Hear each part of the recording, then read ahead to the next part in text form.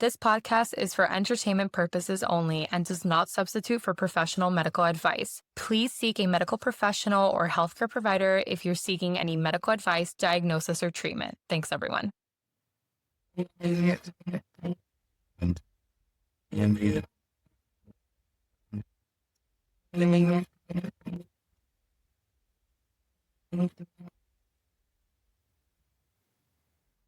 Hello, my name is Yvy, and this is Julie. Hi. You said ready to go. Yeah, no, it was my fault. My fault. What's up? This is Funny Medicine. Welcome back to our show. Today we are talking about Les mumps. les mumps, Mumps. the chipmunk. Talking about mumps and why we're doing those faces is because it's aka called the chipmunk cheeks virus. Yes, puppets in Spanish. But yes, we will talk about the whole entire cheek situation and stuff like that. It's actually not the cheeks, it's like down here by the jaw. But yeah, it just like pushes up here so that you kind of like... Yeah, it's almost like when you take out your wisdom teeth. Yeah. That's exactly what it is. But did you take out your wisdom I teeth? did. I didn't really get that swollen. Yeah? Vic, though, he suffered so much. Oh. He got sutures and everything. I didn't even get that. The medication did a number on me. Yeah. I was like one of those TikTok people that they like record that Yeah. they're like all over the place. Yeah, Oh, that was no. me. And Mario, apparently his lips got like really swollen. This is from his brother, but his lips got really swollen, and he's like, "Do I look like Angelina Jolie?" And he would go like that to his brother. He's like, "Dude, you're high." So bad, so bad, So bad. I love those videos though. Oh my God. They're so funny. I didn't even, they just did local for me. Oh no, mine was hysterical because I thought I blinked from one. In my mind, it Yeah, was you- 1 second to the next. It was next. done. Yeah. And I'm like, what do you But mean? it wasn't. I'm like, what do you mean? He's like, yeah, it's done. I'm like, no, I wasn't. Like, I haven't gone to sleep yet. Yeah, it was very creepy for me. And that part was not cool. But yeah, Which, by the way, are we doing merch this year? if I have time, I'm hoping. Okay. I'm hoping.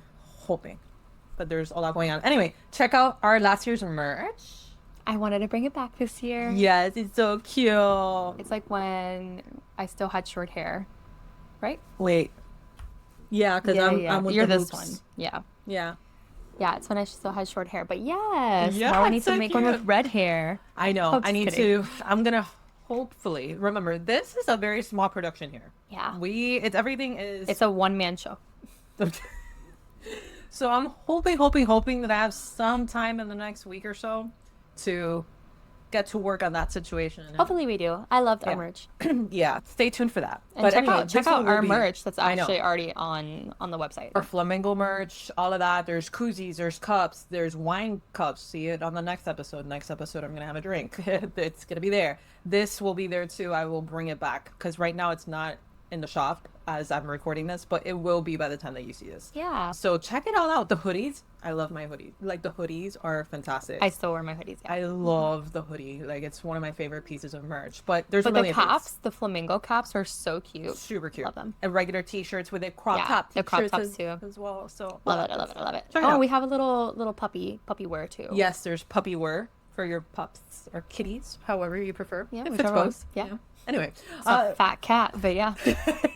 My cat Mello, she would definitely fit in some medium-sized dog stuff for sure. I love fat cats. Yeah. Freaking love fat cats, Anyways, as you could tell. but you don't have any cats. I know, I can't because Mario's allergic. Yeah, Mike too. Yeah? Yeah, it's like a hard stop for him. These- But anyways, These men. yeah. All right, so introduction. Okay. Yes. Let's Sorry. start about mumps. So mumps might sound like a funny name, but it is a real disease. I'm actually happy that we're talking about this because I don't think it gets a lot of talk. Not at all. I always Not at say all. it's like that one friend that is always like, no one likes me, like no one talks about me. Absolutely. This is mumps. Absolutely. Yeah. I barely knew anything about mumps until I Until started. you did the episode. Yeah. I was like, oh. Luckily, it's not something that we see a lot anymore because of the MMR vaccine. Yes, if you're hearing this for the first time, it's not MMR is just not measles. Yes, it's measles, mumps, and rubella. It's the one that which one was the one that Trump forgot? I don't know. I didn't You see it didn't because see it makes that me cringe. snippet? It makes me cringe. He I was can't- like I can't. measles, mumps, and then like he couldn't figure out the last one. Rubella? Yeah, I don't know if it was rubella or mumps, but that he forgot. But he was like, that third one. There's a ton of like I things online. can't see those. I can't see him, RFK, none. I couldn't even see Biden in his last like Did you year. see the recent RFK, how he like said that there's no sufficient evidence on Tylenol? And then he was like, but lots of data suggests, he himself said there wasn't enough data to have a causal link. But then he was like, you're right, but no. It's like a lot of suggestive data, like animals. And I'm just like, he always loves the comparison to animals. Anyways, okay. All right, so back to mumps. Every child has that hallmark puffy chipmunk cheeks. We can insert a photo here. But again, in this episode, we're going to be breaking down what it actually is, the history, the causes, the symptoms, how it's treated, how we nearly beat it with vaccines, and why it's been kind of popping up again lately. Now, we'll keep it very light and factual, giving evidence-based information that is easy to understand, and you can also verify it. So let's dive into the history and story on mumps, which is a disease that went from very common childhood to a rare curiosity. Yeah. Now, mumps is a contagious viral illness best known for causing swollen salivary glands, which is why you get that very hallmark appearance of those puffy cheeks. Now, typically it's the parotid gland near your jaw, leading to tender bulging cheeks. And that's actually the way that we can tell if it's just lymphadenopathy, because again, you have a lot of lymph nodes in this area. Sometimes when I get kids that have lymphadenopathy, the parents actually think that it's mumps. But if you don't have if you feel the jawline, then it's more likely to be lymphadenopathy. But if you lose and it's like completely obstructed, or you can't feel that jawline, it actually hints more towards mumps. That area is going to be inflamed. So Yes. it's like back here. Near those salivary glands, parotid glands. Now, it is caused by the mumps virus, which is a member of the paramyxovirus. Again, we're talking same as we talked about RSV. Now we're talking about mumps. When this virus infects someone, it usually settles in through the nose and the throat first, and then spreads to the bloodstream to other parts of the body, especially your salivary glands. Now, the result is that classic puffy cheeks, swelling on both sides of the face. Mumps spreads easily through respiratory droplets, meaning an infected person's cough, sneezes, talks to you, and kind of like spits little particles at you, or sharing cups, utensils. Tiny virus-filled droplets can land in someone else's nose or mouth, and that is how you get infected. You can even pick it up by touching surfaces with those droplets and then touching your face. It's not as easily transmitted as comparing maybe measles or chickenpox, but it spreads well in dorms and in teams and also in households. Yeah, so closely put together places that you're like constantly sharing things and stuff like that. A lot of touching, I can imagine. Yeah, Like, so actually, God, I'm like digging back in my brain files, but mumps actually like tends to cause meningitis, which a lot of people don't know. I do talk about that. Do you talk? Okay, great. Yes. Because I that's do. one of the reasons kids that aren't vaccinated and go to college, they end up getting meningitis, and sometimes it's from mumps and not so much meningococcemia. Yes. Interesting. But anyways, we'll talk about that. Yes. So who gets mumps? Before vaccines, pretty much everyone did. And it was a routine childhood illness.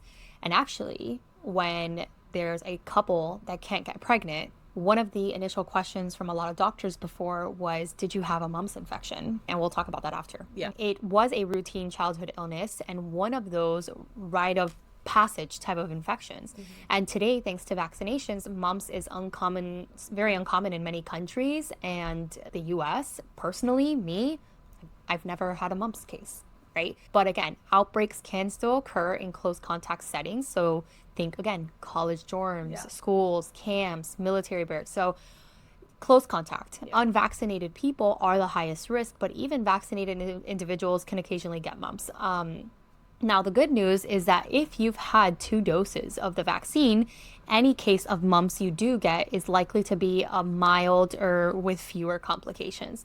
Now, where did the name come from? Interestingly, the word mumps isn't a scientific Latin name like many other of the diseases that we've talked about. Majority of them. Yeah, majority. And it comes from an Old English word, mump, meaning to mumble or whine, likely referring to that muffled voice when you have a swollen jaw and when that speech of someone with mumps. Having the mumps basically meant looking like you're mumbling due to that puffy cheek swelling. It's very interesting. So this has a pretty rich history. Yes. That hopefully does not return given now the state of vaccines. But anyway, so let's talk about it. Mumps has plagued humans for thousands of years. The ancient Greek physician Hippocrates, which he does a lot of cameos in our episodes. Yes. If it's not the Egyptians. For once, it's not the Egyptians. I know. But if it's not the Egyptians, it's Hippocrates. It's Hippocrates. Yes, exactly. So Hippocrates himself described an outbreak of swollen cheeks and painful testes in the 5th century BCE, which almost certainly was mumps. Even in ancient times, people noticed that adult men who caught mumps sometimes developed swollen testicles. And soon we'll get to that complication, right? So we'll further dive into that. Now, fast forward to the 20th century, and mumps was everywhere. It was considered one of those common childhood illnesses most people just dealt with, whatever. Just dealt with it, yeah. Exactly. In fact, before vaccines, mumps was the leading cause of viral meningitis. Yes. And that is an infection of the lining of your brain. The meninges. So, very, very, very dangerous stuff. And even a major cause of deafness in children. More on that later. Now, during World War I, mumps plagued soldiers, like she had mentioned about being in close quarters, military barracks and all that. Yeah. So only influenza and gonorrhea caused more hospitalization among the U.S. troops than mumps. Yep. That's how common it was.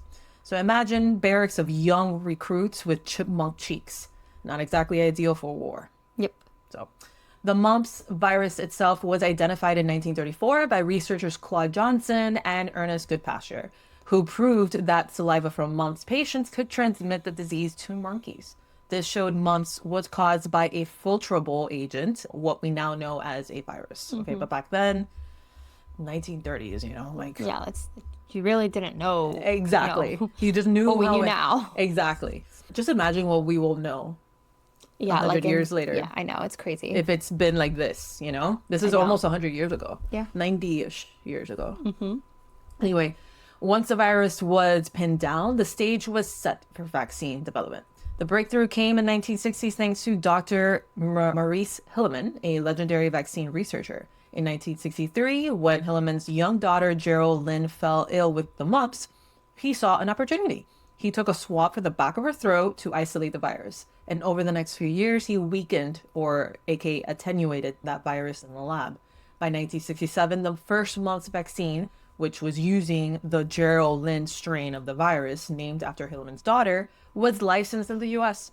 It was a game changer. In 1971, the mumps vaccine was combined with measles and rubella vaccine into the famous, now as we know, MMR shot. Yeah. The impact of vaccination was enormous. In 1968, the US reported more than 152,000 cases. After vaccination, annual cases fell to fewer than 300 by the early 2000s. 152,000 to less than 300 people. We both said like. Exactly. Come on. How are you going to argue with that? Yeah, you can't ignore those numbers. That's why I like doing the history on these things, because it's so... I know, stark. Mumps went from an illness every kid's parent expected to one that many younger doctors have actually never seen in person. Right here. It's crazy. That's how amazing and effective the vaccine is. Yeah. I'm very thankful. Yeah. Right? Because this is how I think about it. I'm still thankful because I was trained by physicians that saw mumps, measles, and everything like that. So I still kind of have this watch out type of thing, right? Yeah. Like even the physical exam, teaching about all those differences, right? Imagine that next generation, right? I've never seen that.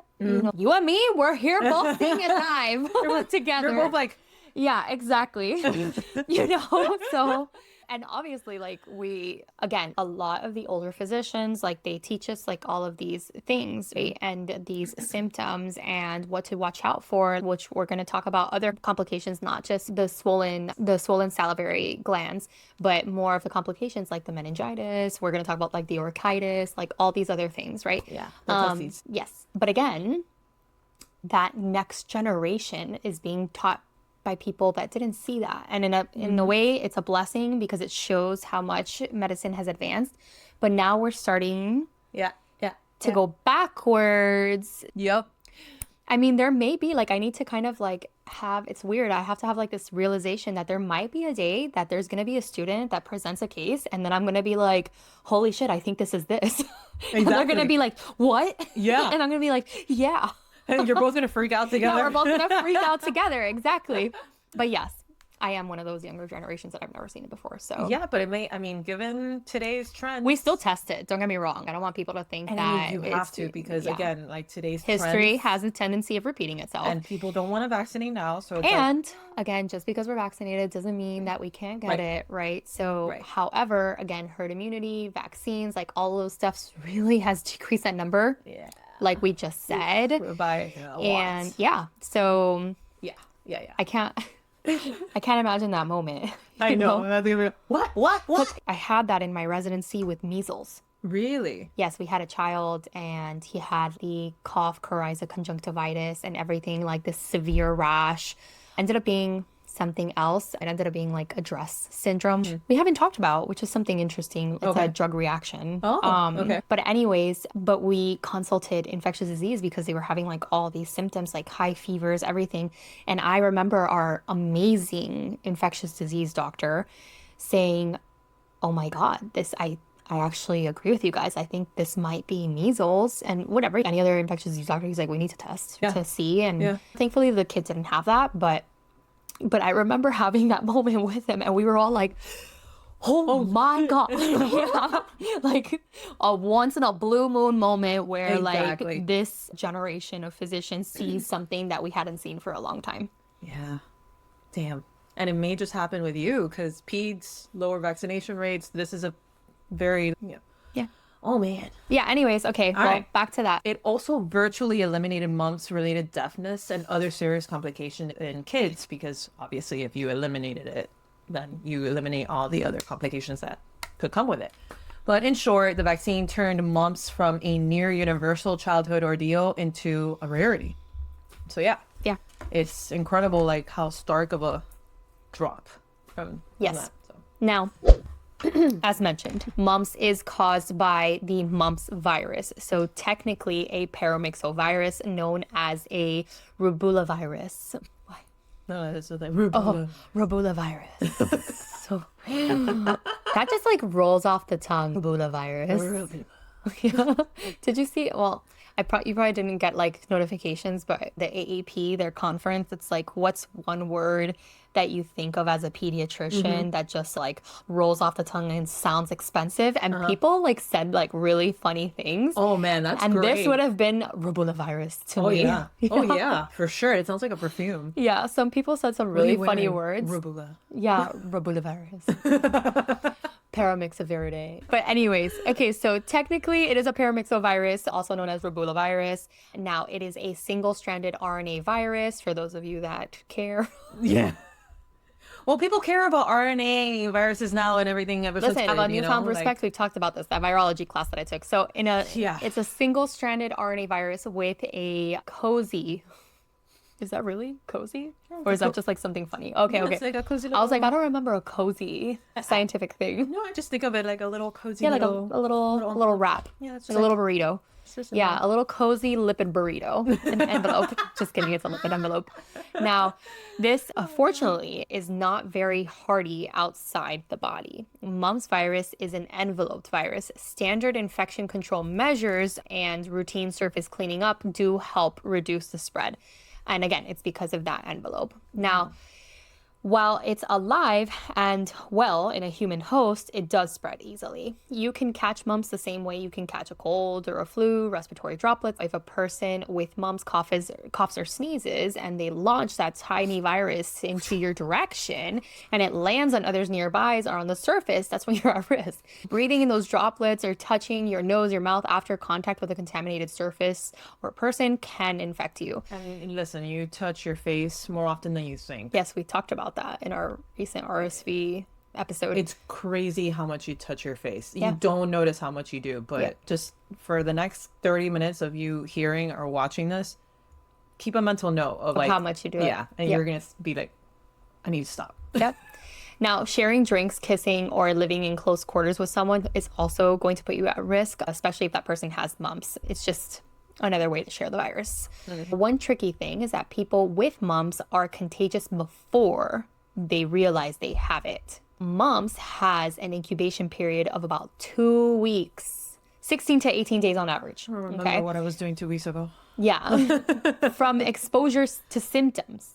Imagine 2 weeks that you're incubating this virus and you have nothing. You feel nothing. But you're spreading it. But you're spreading, yeah. A day or two before the hallmark cheek swelling, an infected person can already have spread the virus, and it can remain contagious for about 5 days after that swelling appears. In fact, mumps is most infectious a couple days before, and it's just right after the swelling onset, when the virus levels are highest in the saliva. Now, to make matters worse, not everyone gets obvious symptoms. About 20% of infections are asymptomatic in unvaccinated people. And then obviously the rate in vaccinated is going to be uncertain, right? But again, can you imagine? Yeah, can you imagine you like have the virus, but it's asymptomatic, but you're still spreading it? Yeah. That's creepy to me. It is. So creepy. It's 2 weeks ago. Like, what the hell? Like, Yeah, I like- mean, for 2 weeks, it's just living in you. Or what happens if you get like a mild symptom, some mild swelling, and I don't know. Yeah. You're like, I woke up puffy today. I don't know. Exactly. How many times do we go? I mean, there's a million TikTok videos about lymphatic drainage and shit like that because a lot of people wake up puffy all the time. So it's like, Exactly. yeah. Now, outbreaks tend to happen in environments where people have close, prolonged contact: college campuses, boarding schools, summer camps, prisons, military barracks. Anywhere people live or play together in close quarters are the classic mumps outbreak settings. In recent years, the U.S. outbreaks have often started in places like college dorms or sports teams and then spilled into the community. The virus takes advantage of crowding and the fact that even vaccinated people can on occasion carry and spread it, though vaccination still helps a lot. And we'll talk about that. Yeah. Historically, and then we're going to talk about it too. Yeah. So what are some of the symptoms of mumps? This is where it gets kind of interesting. So after about 2 to 3 weeks of incubating, of it just silently living and replicating in your body. Just there. No one knows it's there, but it's there. It's like a horror movie. Yeah. It's just Dun, like, dun, dun, dun, dun, dun, dun, dun, dun, dun, dun. Yeah. like I feel like I kind of like, It just like float over me. Dun, dun, dun, dun, dun, dun, dun, dun, dun, dun. Yeah. I'm going to see if I could do like a cutout of that or something. Yeah, just like make you float. And I'm just like, dun, dun, dun, dun, dun, dun, dun. Oh God. Anyway, after 2 or 3 weeks of all of that, mumps usually starts off on a low note, right? It starts even like slow. You don't even think much about it. Literally with a low-grade fever, along with headache, muscle aches, feeling tired and not hungry, much like, again, the mild flu, as we've said for so many freaking ones. You know? Yeah. Then comes the signature symptom that gives mumps its identity, the parotitis. Yeah, because Oh, I didn't even see that. She literally has parotitis. I have the Like the dictionary, like how to say it. pronunciation Yeah. of it. Yeah, parotitis. Not only does she have once, she has it twice. Yeah, just in case. Yeah, just in case. Because I knew this was gonna be me. Anyway, I was like looking at the word. I'm like, she's gonna do it. She's gonna do it. Just did it. She did it. I saved my ass this time. Anyway, or swollen salivary glands. See here, poor child. Anyway, for the majority of patients, these puffy cheeks and jaw pain are the worst of it. The swelling usually peaks over a couple of days and then recedes after a week. During that time, it's hard to eat sour foods. Imagine biting into a lemon or anything sour, and your swollen glands would pretty much scream. Yeah. Sounds Horrific. Ouch. Yeah. Some describe the pain as a dull ache around the ears or jaw as well. Over-the-counter pain relievers and warm or cold compresses on the cheeks can help. That's why you have those typical Oh, yeah. Yeah. little ties Yeah. to kind of like help with the swelling and stuff like that. Aside from the gland swelling and miserable feeling, achy feeling, all of that, mumps doesn't usually cause much else in children. Many cases are mild. In fact, as noted, some people, especially young children, may have such mild symptoms that escapes notice altogether and didn't even see it coming. It's worth noting that mumps is typically a self-limited illness, meaning it runs its course and the body's immune system clears it on its own in about 7 to 10 Like days. most viruses. Most things. Probably, I think I have something now and I'm just dealing with it. So sorry. Yeah. I'm sick. I'm sick too, so. It's just, I can imagine, no, but you have like the most robust freaking immune system. So you know it's Pediatrician, crazy? so- Yeah, I know. I don't get sick at work. I really don't. Yeah. It is only when Nora gets sick. When she's sick, I'm like, damn it. Here it comes. Coming. Yeah. And it's so funny because Mike will hear her like sniffle and he doesn't even say anything, but he starts taking vitamins and he has his vitamins in like a specific place in the kitchen. So anytime that I see him rummaging in that cabinet, I start laughing because I'm like, he knows that we're sick in the house and he doesn't want to get sick. He's like, ah! So he starts taking vitamins. He's like, nope, no. And sometimes he escapes it, but we're like, me and him are pretty good about that. Like if I'm sick, like we won't kiss each other, we won't do anything because he's like, hell no, I don't want to get sick. Just like save me. Mario's at the point that he's like, great. All right, here we go. And that's how I am. That's like, he's just like, I it's just never gonna get happen. sick at work. Never get, but obviously at work I have the mask. I'm literally washing my hands every 10 seconds. Like I have dermatitis all over my hands. Yeah. But at home, it's not that I don't wash my hands. It's just that my child Of course. is coughing. Those droplets Yeah. on my face the It's entire literally time. like a fish, just open Just mouth. today I was having my face. café con leche, my what we Latte. call a latte. She literally was just like, "Chill," like on my café con leche, and then I was like, "What the, Nora?" And she's just like, "Sorry, mommy." Pobrecito. I know. I know. I'm just like, it's okay. I know. Emmer's the same way. And he'll like turn, if he's like laying next to me or whatever, he'll turn and go, ah, and I'm like, fucking. There we go. There we go. It went straight into the eyes, Yeah, straight into the nose. You straight to the know mouth. when you like feel those little droplets in your eyes, and you're just like, no. Straight infection. Yeah. Straight into my body. Yeah.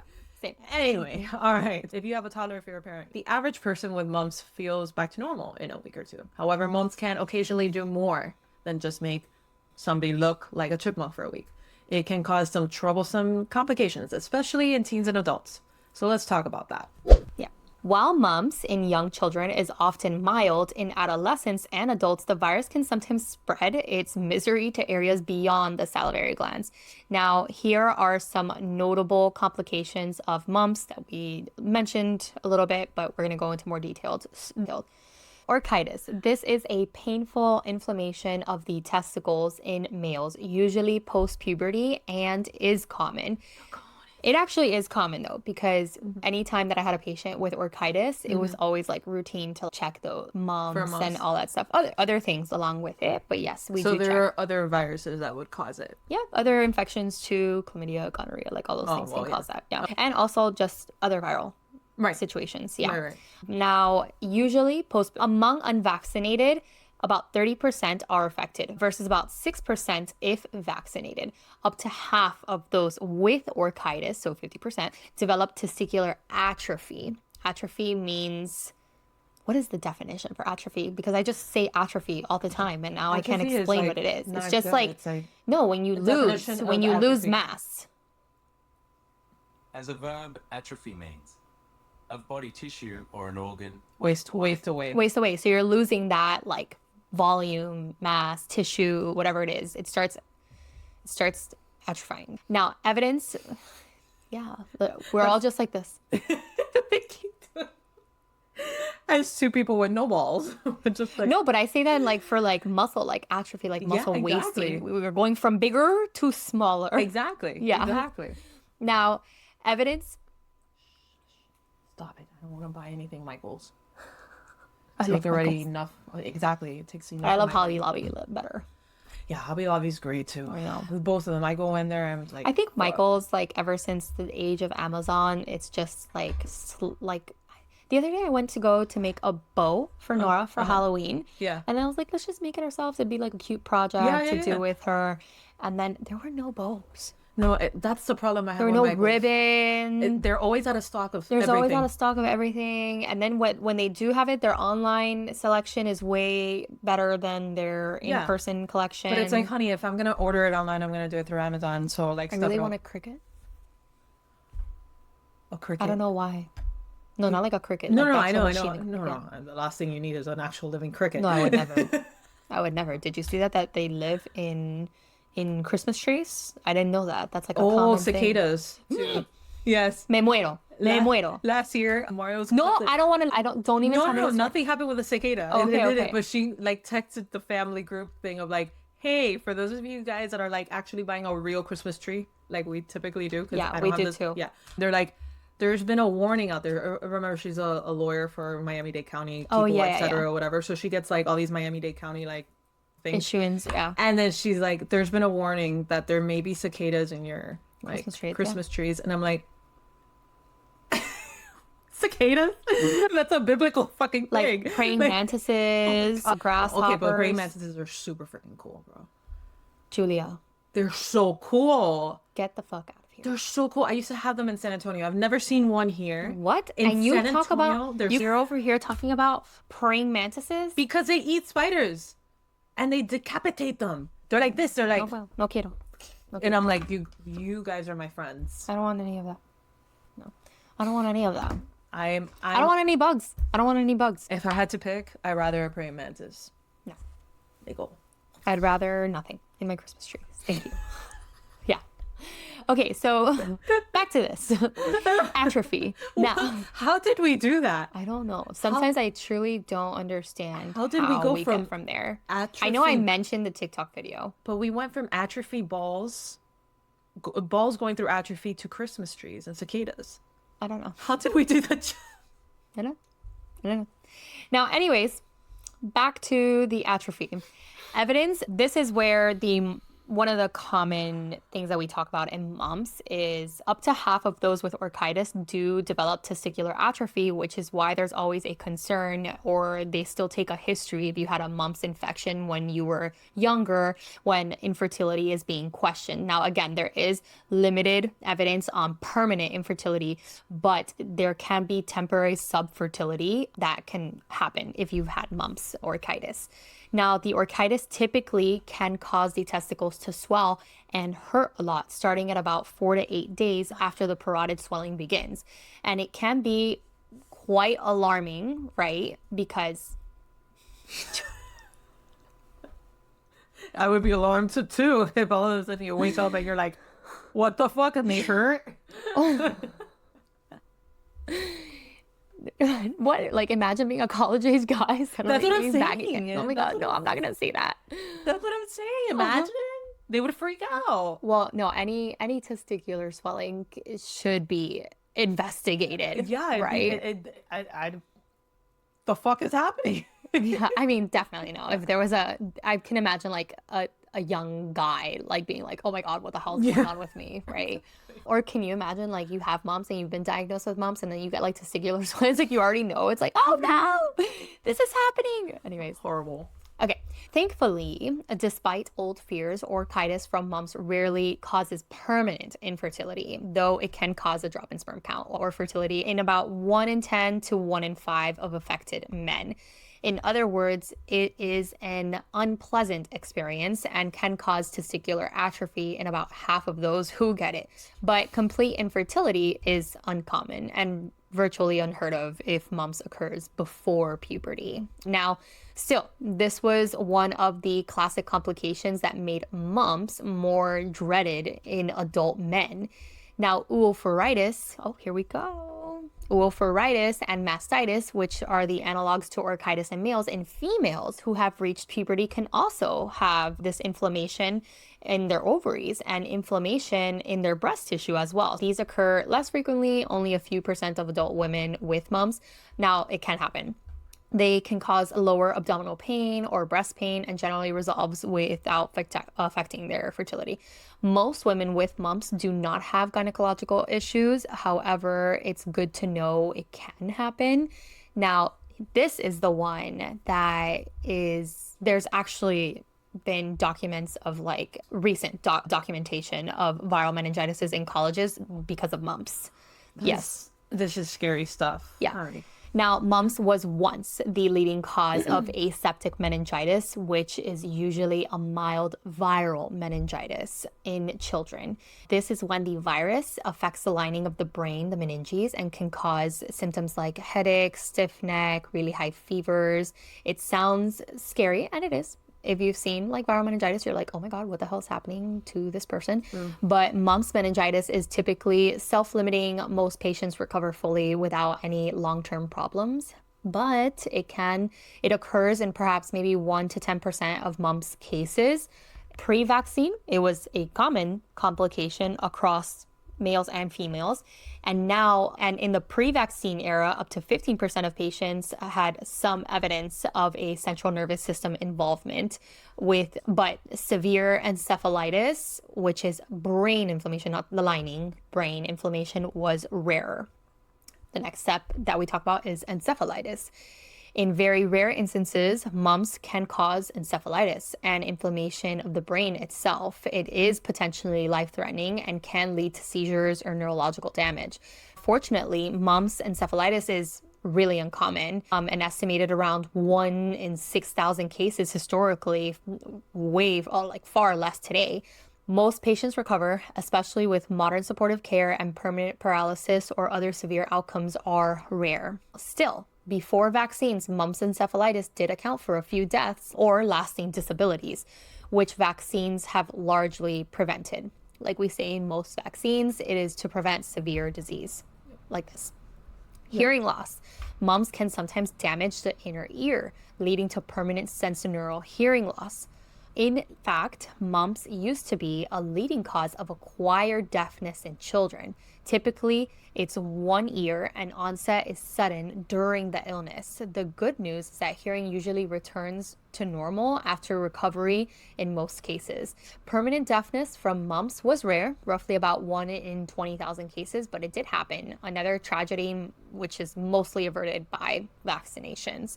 Pancreatitis. Mumps can inflame the pancreas, and we've never covered pancreatitis, but that can be nasty. Yes. And causing pancreatitis with symptoms like intense belly pain, nausea, vomiting. This is usually temporary and resolves on its own. However, you can also have complications from a pancreatitis, and it was noted in a few percentages of cases historically. Miscarriage for women. If a woman catches mumps in the first trimester of pregnancy, there is some evidence indicating that there's a slight increase of miscarriages. Now, earlier studies suggest a higher miscarriage rate, though more recent data is mixed and not really conclusive. But importantly, there's no evidence of mumps causing birth defects, but pregnant women obviously have one or more reason to avoid mumps if possible. Yeah. Now, the bottom line is that serious complications are, we can say, uncommon. Most cases of mumps resolve without any lasting issues, and these complications are more likely in adults than in young kids. That's part of the reason why mumps was considered. Sorry, my dog decided, they're coming out on video. I left my door open. Yeah. And they decided to come say hi. Yeah, that means Mario's awake. Yep. Hi, Papi. No, drop it. Oh, no. Oh, Max. Oh, Yeah, they're always bitching at Fighting. each other. Okay, guys. it's always Max and Brownie. Yeah. These complications are likely in adults versus young kids. That's part of why mumps was considered more of a routine childhood illness but a genuine concern if encountered later on in life. The vaccine's job, aside from preventing mumps altogether, is also to shift the infections to younger ages or prevent them entirely, thereby reducing these complications as well. Now, it's also been observed that people who get mumps, despite being vaccinated, tend to have milder illnesses and fewer complications than those who get the infection while being unvaccinated. High community vaccination rates creates a herd immunity or protection that makes severe outcomes rare for everyone. So to put that into perspective, in the pre-vaccine era, up to half of infected males, that 50%, and a quarter of females got some sort of complication, whereas nowadays we don't really see outbreaks, and the outbreaks that we do see are much lower in complication rates as well. And thankfully, death from mumps is extremely rare, both before and after vaccines.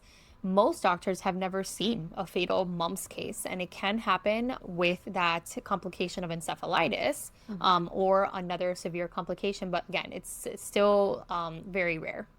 Now, as one medical text summarizes it, permanent sequela, which is a lasting injury, or death are very rare outcomes for a mumps infection in general. Alrighty. Treatment, managing mumps. Spoiler alert, there's no magic here. So what do we do when someone has mumps? There is no specific antiviral cure for mumps. Antibiotics don't work on viruses, as we've said a million times, because unfortunately that's something that a lot of people just like, oh, I'm sick, antibiotic. No, please don't. Please don't do that. Yeah, does not work. Yeah. And we don't have an antiviral drug that targets mumps virus specifically. That means treatment is all about supportive care, basically making the person comfortable while the infection runs its course and preventing spread to others. So key steps in managing mumps includes rest and fluids. Just like the flu, patients should get plenty of rest, stay hydrated. The body needs energy to fight the virus. So if chewing is painful because of those swollen glands, a soft diet of liquids, can maintain nutrition. And of course, hydration. Pain and fever relief, over-the-counter pain relievers like acetaminophen, Tylenol, ibuprofen, Advil, NSAIDs, that type of thing can reduce fever and ease the pain of swollen glands and headaches. A caution: children or teens should avoid aspirin due to that rise syndrome that we had talked about in our previous episode, actually. So before applying a cold or warm compress to those swollen cheeks in that area in your jaw can soothe that discomfort. Some patients prefer ice packs, others like a warm heating pad. It's personal preference for what feels better on those tender swollen glands. Which is why those classic wraps around the head. Exactly. Anytime I think of mumps, I think of that. Yeah. Kids with the wraps over the head. Exactly. Supporting swollen testicles from bronchitis with snug underwear or a sling, and using ice packs can alleviate that pain in that area as well. And of course, isolation. This is both a treatment and a public health measure. Because mumps is contagious, patients are typically advised to isolate for 5 days after parotid swelling, that joint jaw swelling, begins, meaning no school, no work, or public outings during the most infectious period. This droplet isolation helps avoid giving the gift of mumps to others. In a household, infected individuals should cover their coughs and sneezes, wash hands often, and if possible, stay in a separate room altogether. Yeah. We all had a crash course on this during the pandemic. Apply those type of situations to this. Treat complications if bronchitis occurs. In addition to ice packs, sometimes doctors will prescribe a short course of corticosteroids to reduce inflammation, though clear benefit is a little debatable if they really do help out that much. Pain medicine is given as needed. For meningitis or encephalitis, hospitalization for monitoring, IV fluids, and supportive care may be required. There's no specific treatment for mumps and encephalitis except supportive care. But fortunately, severe cases are uncommon. In the rare event of hearing loss, patients are monitored to see if it resolves. And there's no specific intervention to reverse it, but most improve on their own. One could say that the treatment for mumps today isn't much different from what Hippocrates might have advised 2,500 years ago. So rest, keep comfortable, let nature run its course while you're isolated, of course. Indeed, historical records show even ancient physicians recognized that there was no quick cure, only palliative care, like bed rest, and just making sure that you stay hydrated. All right, now let's talk about vaccinations and how this impacted public health. When it comes to mumps, the saying an ounce of prevention is worth a pound of cure, it truly does hit home. And the best way, we kind of talked about that a little bit at the beginning of the episode, comparing the numbers, but the best way to deal with mumps is not to get it in the first place. And that's where vaccination really shines. And the mumps vaccine, usually given as part of the combined MMR vaccines, measles, mumps, rubella vaccine, is a safe and highly effective way to prevent mumps. How effective is it? Well, 2 MMR doses prevent about 86% of mumps. 1 dose prevents about 72%, so still pretty good protection. And this level of effectiveness is very good, but not perfect, meaning if 100 vaccinated people are exposed to mumps, a few, maybe 10 to 15 of them might still get infected.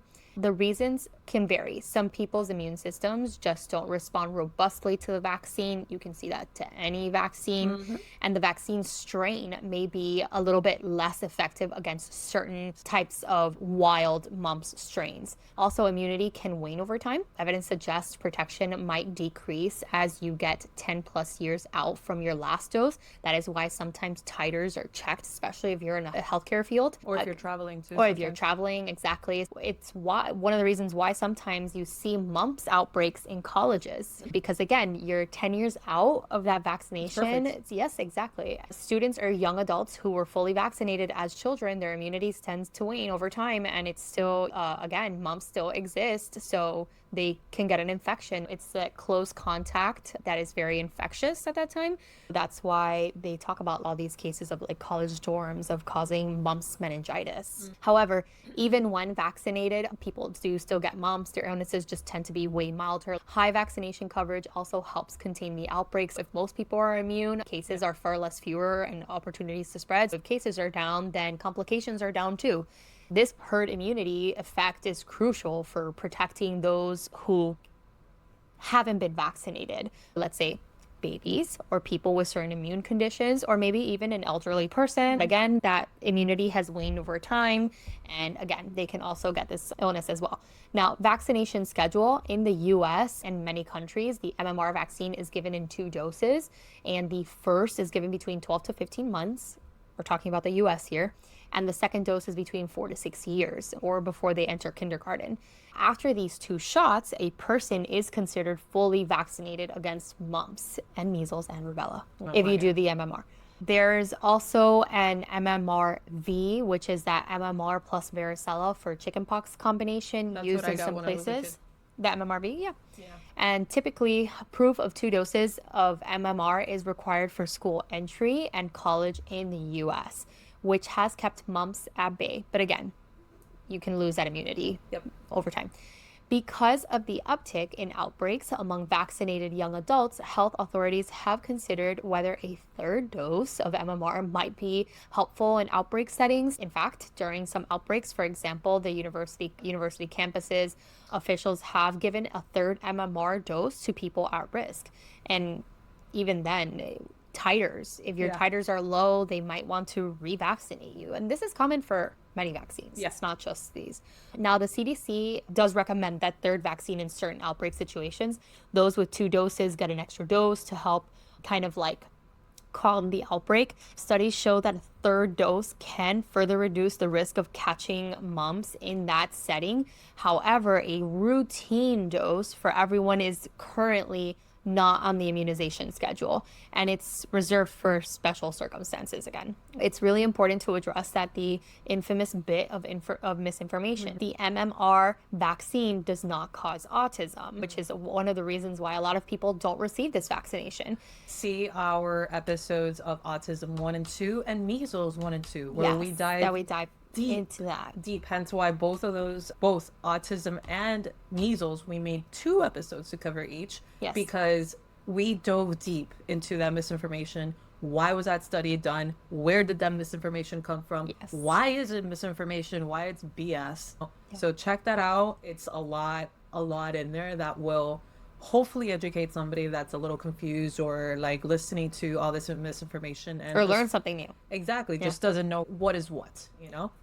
Yeah. And again, extensive studies. Extensive. Extensive.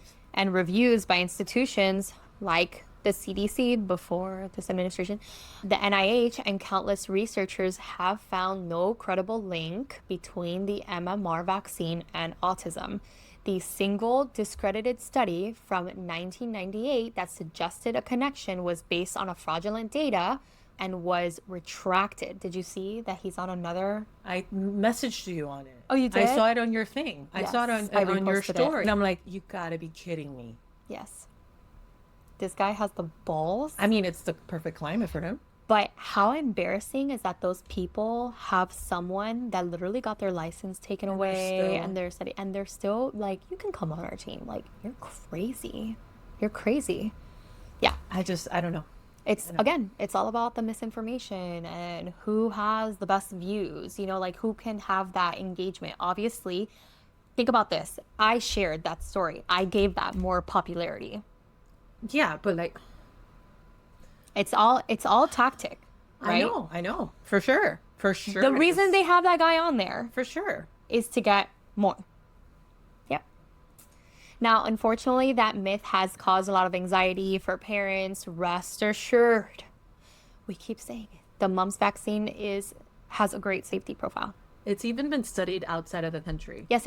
I always tell patients that too. I'm like, why don't you go look at other things, right? If Since you you're don't so trust- concerned about the U.S. Exactly. Go look at Germany, UK. UK, like anyone, I Australia, believe, like there was a big one done in like Denmark and stuff yes, like that. yes, Like, Europe. yeah. Go look at it. Yeah. Same thing. Okay.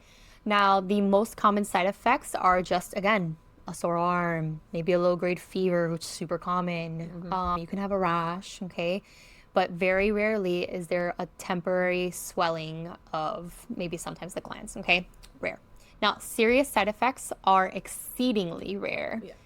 And we do talk about it, right? Because we do talk about serious vaccine side effects like anaphylaxis and those things. The benefits, again, from preventing the disease that could cause deafness, orchitis, meningitis, encephalitis are all well worth that tiny percentage of a crazy severe complication. Yeah. Thanks to vaccination, the global incidence of mumps has dropped dramatically from what it was previously, pre-vaccine era.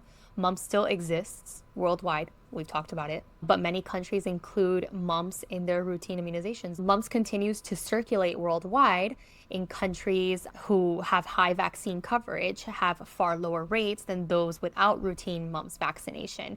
And in the US, which is high vaccine coverage, yearly cases are usually in the hundreds to low thousands at most. Let's dive a little bit more into the numbers when we are talking about the epidemiology of mumps. Exactly. So mumps by the numbers, right? Then and now. Let's like take a clear look at that. Before vaccines, nearly every child got mumps. In 1968, over 152,000 US cases were reported, though the true number was probably higher because these are reported, okay? So outbreaks cycled every few years, mostly in kids aged 5 to 9 years old. After the vaccine appeared in 1967, the two-dose MMR policy began in 1989, when we were born. Yeah. Cases fell by over 99%. That's, I mean, by 2003, fewer than 300 cases. We went from 152,000 Yeah. now to 2000, and that was in 1968, to now 2003, only fewer than 300 cases occurred annually. 152,000 to 300. Like less than that. So down from hundreds of thousands. Yeah. It was one of public health's biggest ones, obviously. But mumps crept back in the 2000s. In 2006, over 6,500 cases hit U.S. college campuses. The 2016 to 2017 wave brought 9,200 cases across 37 states, with Arkansas alone seeing nearly 3,000. Because it spreads very easily. Yeah. Most patients were vaccinated, suggesting waning immunity in close contact settings. Outbreak boosters became part of the response in that case. And then now in recent years, cases range from a few hundred to a few thousand to yearly. COVID-19 restrictions briefly pushed numbers lower because, of course, everybody started social distancing. As of September 2025, 226 cases were reported in 34 states, showing control but not elimination. globally, mumps still circulates, especially where vaccines aren't routine. Some European countries once used weaker vaccine strains, and Japan's temporary removal of mumps vaccine led to sustained outbreaks in the 2000s. High vaccination rates keep numbers low, but lapses allows mumps to resurface and to not be eliminated. That's what happens. If you have those lapses, it's going to keep coming around. Yep. Now, let's talk about current news in this vaccination climate that we're in. In recent news, much of the discussion around mumps has been tied to the broader conversation about vaccine confidence and coverage, which we know declined after the pandemic. The pandemic did terrible things, and that was one of them. And over the past few years, public health experts have grown concerned about the significant decline in childhood vaccination rates in some communities. Some of the U.S. regions, the MMR vaccination rates among kindergartners have dropped slightly due to the hesitancy and the pandemic disruptions. Remember, a lot of kids stopped seeing their doctors during the pandemic, and the national coverage remains about 94 to 95%, but even small declines can fuel outbreaks, and a 5% drop in an MMR uptake could significantly increase mumps and measles cases. Just something so slight can have a significant consequence. Now, when vaccination levels slip, these viruses spread fast, and mumps isn't as severe as measles, but it can still cause costly outbreaks. And health officials urge parents to keep children up to date, especially after missed doses during the COVID lockdowns. On the other side of the coin, there's also good news. Outbreak control measures like the targeted third dose MMR recommendations have shown success in curbing mumps. The CDC's Advisory Committee on Immunization Practices, ACIP, officially updated their guidelines to allow a third MMR dose during mumps outbreaks for groups at risk, such as students on an affected campus. This was implemented in outbreaks at the University of Iowa in 2015 to 2016 and elsewhere that helped quell those outbreaks. Researchers are also studying whether a routine booster in adolescents might be beneficial to long-term to prevent the waning immunity issues, but formal recommendations on that still haven't been applied, and it's an area of ongoing research. Yep. Now, Japan reinstated its mumps vaccine recommendations after making it optional for years. So just look at that. They said it was optional, and then they reinstated it. Yeah, okay? they're like, wait. They're like, we shouldn't have done that. Let's do that back. Let's go back. Now, following a rise in complications like hearing loss, globally, genotype G has been the dominant mumps strain since the mid-2000s. The current vaccine made from genotype A, which is the Gerald Lynn strain, still protects against other strains, though some studies suggest mild genetic drift, which is, we're not going to explain right now. It's a little different, is what it means. That when I read this before, like in our notes, when I was like reviewing our notes, I was like, my God, when's the last time that someone talked to me about genetic drift? Yep. Now, so far, the vaccine remains effective, but experts continue to track viral changes very closely.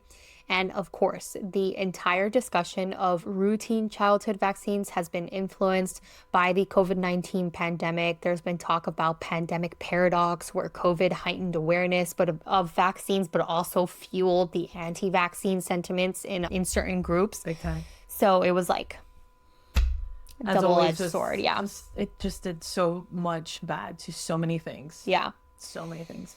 Now, mumps doesn't directly have anything to do with COVID, obviously. That's not what we're saying. But indirectly, when routine doctor visits were missed in 2020 and 2021, some kids fell behind in their MMR shots. And catch-up campaigns have been underway, right? And the good news is that even with the challenges, the U.S. MMR coverage only fell slightly and has remained around 94% in kindergartners. And again, that's sometimes mostly due to that mandate, right? Which we're going to lose pretty soon. Before we close, I think it's just worth reflecting that thanks to vaccinations, many people today have never heard much about mumps. Physicians like me have never seen mumps, and it's no longer an inevitable like childhood illness. It's not like that thing that's like looming over you. Like really, what is something that you're scared of? like let me rephrase that. I'm like, there's a lot. Yeah, there's a lot because there's a lot for me too. But like in childhood illnesses, Okay. right? Like, what could be something? Like for me, it's hand, foot, mouth. Right. So it's like, oh, you mean like an infectious? Yeah, like an type of- infectious thing. Because before been it there, was done that with mumps, people. it was varicella, it yeah, was polio. measles, polio, like all these things, right? So Yeah. like, what to you is the equivalent of that now? Like a severe RSV, something like that, I think. Yeah. You Yeah, know? because MR Yeah. MR did not receive the RSV vaccine. I don't know if he did now. No, he didn't, because he's over the age of 2. He wouldn't have Exactly. received it. No, Yeah. he didn't. Yeah. So that to me is like the scariest thing, because we've been through hand, foot, mouth. 10 out of 10 do not recommend, especially for adults. Oh my God, I thought I was going to die. Yeah. But putting that aside, yeah, that's a clear second. My problem with RSV is because like of all those complications. Check out our last episode. Yeah. Those complications scare the living out of me. Yeah. You know? So that's what I'm really scared about when it comes to RSV. I mean, when it comes to that question. Like, as a physician, I like think about, obviously there's many things that I would there's so many. want to prevent, right? But some of those are like really hard to prevent. But there's Exactly. not something like, And making it clear, these are about like common infections, not, Yeah. you know. but it's just a perspective that I have. And obviously my perspective is completely different from an older physician's Right. perspective. Right. But like I remember seeing a video on an older pediatrician, a general pediatrician, and he said that having a kid showing up in respiratory distress Oh, I can't. was like thinking about like HIB, like that they were like, call 911 Yeah. right now, because if you even touch that patient's respirations or anything, like they will stop breathing in the moment. I obviously have that with my asthmatics, and I've had close calls that I'm like, oh my God. Yeah. But I feel like I'm so blessed to have vaccinations, Yeah. because I don't have those fears. I don't want to have polio. Would Yes. have terrified me. Yeah, that's I what I'm wouldn't- saying. I probably would have become a recluse with my child. Like, okay, remember, so here's I guess like a good example. When COVID first came out, I yeah. was scared shitless. Same. Scared Look, shitless. I'm getting clammy hands just thinking about those times. Like, I remember, I was how old? He was 2. yeah, 2 turning 3 when COVID happened. came out, before we knew what risk there was to kids and things like that, I was terrified of God. ARDS and like people being flipped over and running out of ventilator machine. Like, I was like, oh my God. And then you know? wasn't there like that misc that was happening as well with kids, like some kids? Oh, with MISC, COVID? yes. Yeah. MISC, yes. And it still happens. Yeah, it still happens. And I've taken care of patients with MISC. Which is what And I've again? had kids with COVID infections go into cardiac failure. Like, I've had that. So, MISC is explained like what MISC so is. MISC is a kind of, the best way that I can kind of describe it is almost like the Kawasaki of COVID. So it's like a systemic inflammation that happens after that initial infection. And again, this is like a systemic inflammation. So your whole body. Your whole body, exactly. So you have certain consequences because of this inflammation. You can have end organ damage, which is where the heart failure comes in and all these things. Now, we've never done an episode on Kawasaki. No, we haven't. That's an interesting one. I'll put that one in. Yeah.